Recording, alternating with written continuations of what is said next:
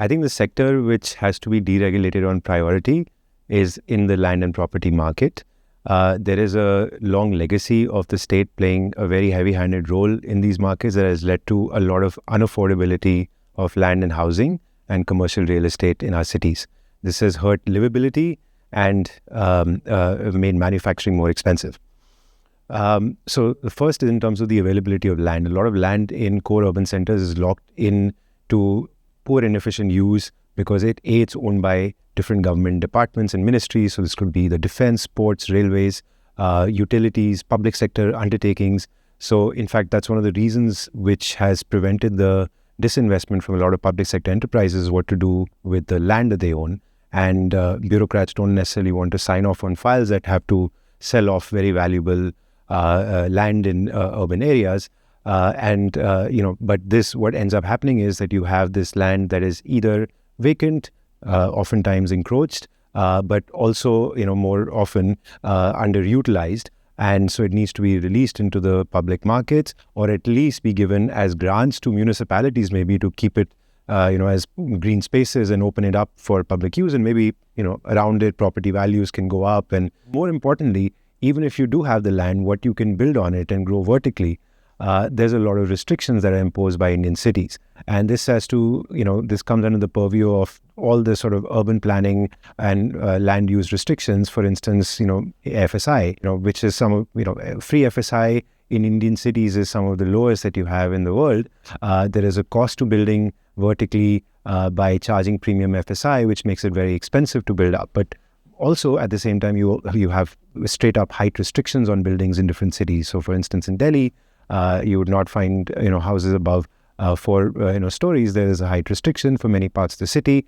You have building setbacks. You have minimum parking requirements. You have other restrictions that limit how much you can build, and the cost of building that on a particular plot of land, the cost of supplying that built-up area. So what that does is increase the per square footage, prices of homes in places which need, have the greatest need for supply. The next set of challenges comes when you have to actually transact on land and property. So if you have to buy that land, you have to pay a very high amount in terms of transaction taxes, stamp duties, registration fees, cesses, and surcharges. And these can be often between 5 to 9% of the value of the property in different states. And these are some of the highest transaction taxes in the world, which discourage, obviously, being able to declare the true transaction price of that property and create all kinds of other negative externalities across the board, but also discourage the frequency of transactions that can happen.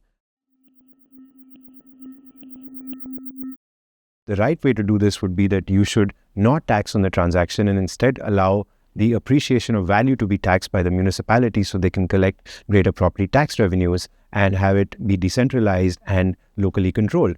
The next set of costs that are imposed on the buyer have to do with the risk of title. We live in a country which has a presumptive titling system.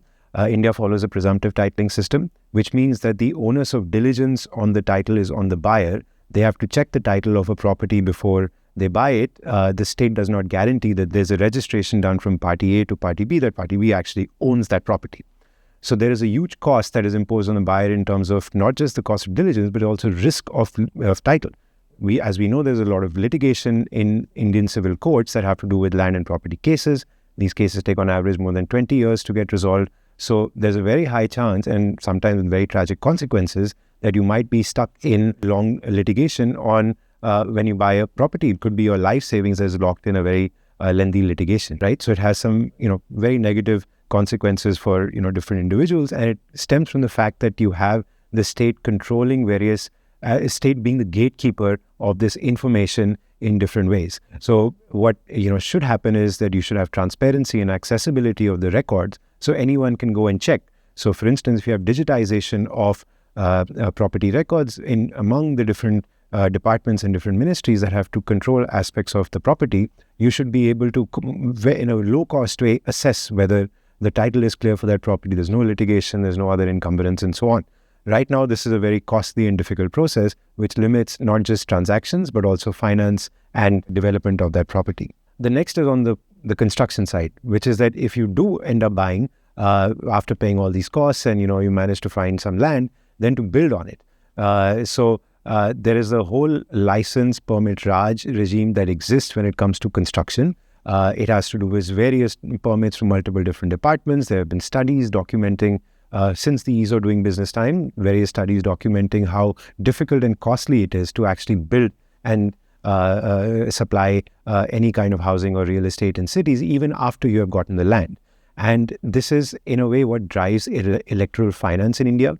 Obviously, parties have to find ways, creative ways to be able to generate enough financing. And one area of discretion that ends up being a tool for this is obviously the ability to give, construction permits to different developers and, and so on. And so because of this channel which has, developed along with all the other usual rent-seeking behaviors across different entities within, state governments, there is a big challenge of being able to ease these rules and simplify these rules, because without having this thicket of regulations and restrictions, you cannot offer discretion.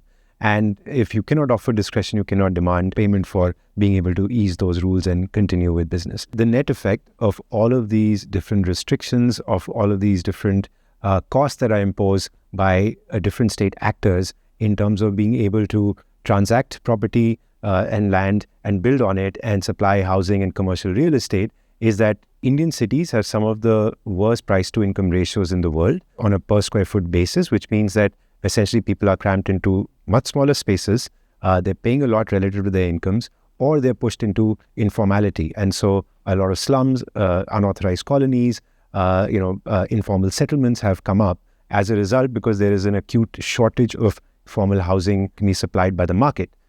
So people are living in unsanitary conditions and in, quite deplorable state. And the effect that it has on manufacturing, obviously, is because it increases the costs of land and real estate where you can manufacture. It has a negative effect in making our industries competitive globally to be able to plug into global export supply chains. So there is a very profound effect that a state involvement in this heavy-handed involvement of the state in land and property markets creates across the board. We experience it daily living in our cities when we pay for it in terms of higher costs, and our industries are not able to be competitive and provide the jobs that are necessary in some of the most productive centers of our country.